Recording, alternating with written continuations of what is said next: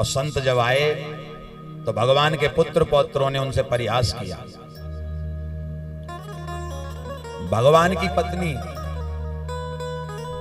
जामवती, इनके पुत्र हुए साम्ब, और साम्ब जो हैं बड़े सुंदर थे।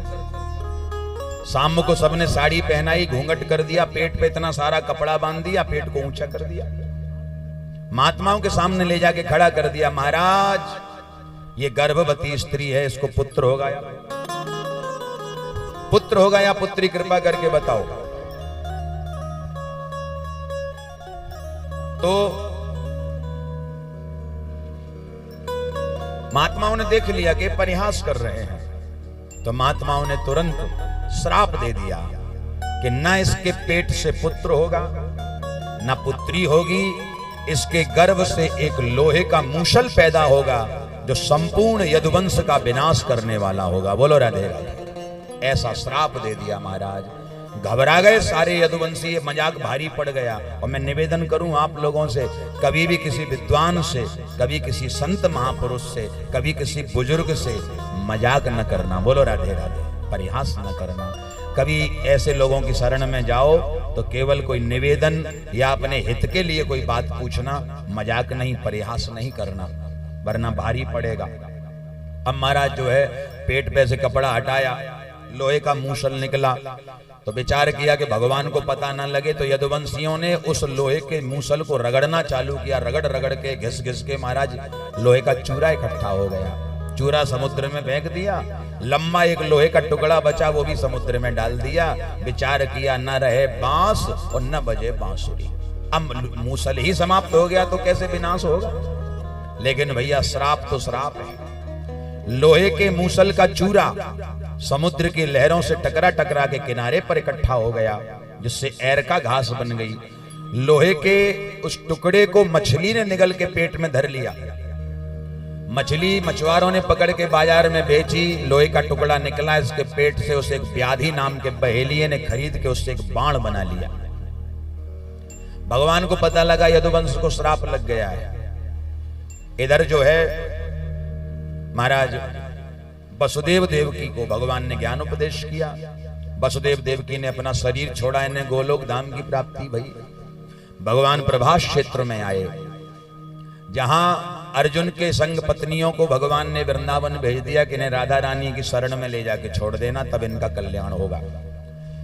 उद्धव जी आए, उद्धव जी को भगवान ने सन्यास धर्म की शिक्षा दी, दत्तात्रेय के 24 गुरुओं की कथा सुनाई, और इसके बाद उद्धव जी से कहा कि बद्रीनाथ में जाके तुम हमारा तप करो, मैं तुम्हें वहां दर्शन दूंगा।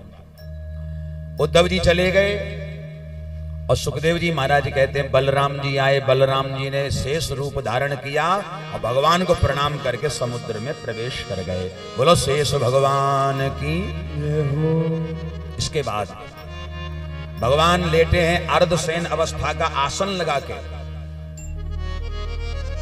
व्याधि नाम का बहेलिया आया, और उसी बीच सारे यदुवंशियों ने मदिरा का पान कर लिया, और मदिरा पान करके एक दूसरे से लड़ने झगड़ने लगे।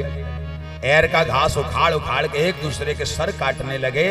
सनई सने सारे यदुवंशी समाप्त हो गए। वज्रनाभ आदि केवल 4 यदुवंशी बचे, जिन पर भगवान का अनुग्रह हुआ, और ये बद्रीनाथ में तपस्या करने चले गए। व्याधि नाम का बहेलिया आया, और उसी समय जो है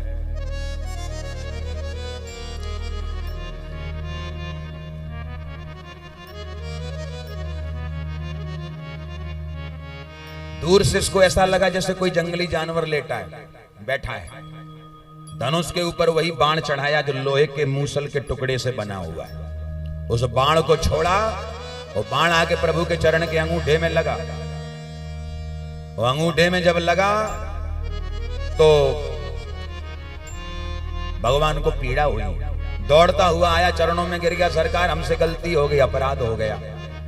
एक संत का यहां भाव है, भगवान ने कहा तुझसे अपराध नहीं हुआ, आज तेरा मेरा हिसाब बराबर हो गया है। कैसे? त्रेता युग में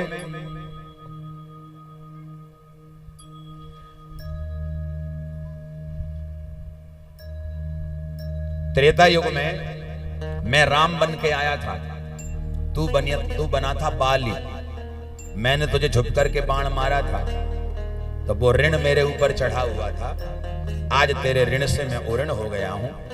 भगवान ने आशीर्वाद दिया, बहेलिये का शरीर छूट गया, भगवान का पार्षद रूप लेकर के बहेलिया भगवान के गोलोक धाम को प्रस्थान कर गया। भगवान ने सारी लीलाओं को संपन्न किया और भगवान के शरीर से एक दिव्य ज्योति प्रकट हुई और वो भागवत महापुराण में प्रविष्ट हो गई। तब से भागवत इस कलयुग में भगवान श्री कृष्ण का साक्षात स्वरूप बन गया। बोलो भागवत भगवान की।